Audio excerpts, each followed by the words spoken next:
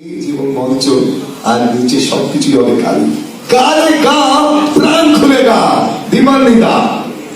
আর এবার হাতালি হবে ঠিক পাচ্ছে না, মোটিভেশন ওটি পাচ্ছে না, হারাবে টেনশন। আচ্ছা কেমন লাগে? 11 জন রীতিমতো তারা কন্টেস্টেন্ট, তোর বন্ধু বান্ধব সবাই ছিল। পায়ের পাড়া মানে ইতিহাস, যেখানে এখনো কুমার ঘোষ, যেখানে এখন তুষারশীল, তাই তো সেখানে তো অনেক অনুষ্ঠানও হয়। এই কয়েকদিন আগে মামা দাদিজি যখন বেঁচে ছিলেন, আমিও ছিলাম ওখানে। আর কেমন লাগছে প্রথম কথা জিজ্ঞেস করবো আজকে কম্পিটিশন? খুব ভালো লাগছে। আর সব থেকে যেটা বেশ ভালো লাগছে, আমি ভাবতে পারিনি আমি এরকম রেসপেক্টেড জাজদের সামনে কখনো পারফর্ম করতে পারবো। মানে চাপ একদম নিচে না? একদম।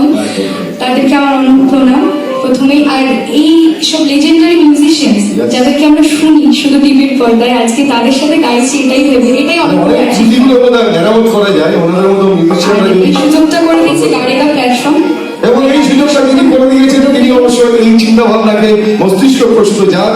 তিনি আমাদের প্রিয় বিধায়ক, রাজ্যের মন্ত্রী পূর্ণেন্দু বসু এবং রাজ্যসভার সাংসদ রোনা সেন। তারা দুজন না হলে এই সুযোগ আমাদের এই অঞ্চলের ছেলেমেয়েরা এই লিজেন্ডের সঙ্গে এরকম পারফর্ম করার সুযোগ পেত না। কি তাই তো? শুভ ধন্যবাদ।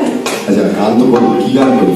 আমি আজকে খুব অন্যরকম একটা গান গাইছি। শ্রদ্ধা শিল্পী অন্যরকম মানে ওটা গান না, অন্য কিছু না। গান লতা মঙ্গেশকরজির একটি গাওয়া গান, বিদায়লা মঙ্গেশকরজি কম্পোজিশন দুও আমি গানটা গাইছি। ব্রেকে যাওয়ার আগে আমাদের লাস্ট পারফরমেন্স, আর কন্টেস্টেন্ট দীপান্বিতা আসছে দমদম পাইকপাড়া থেকে।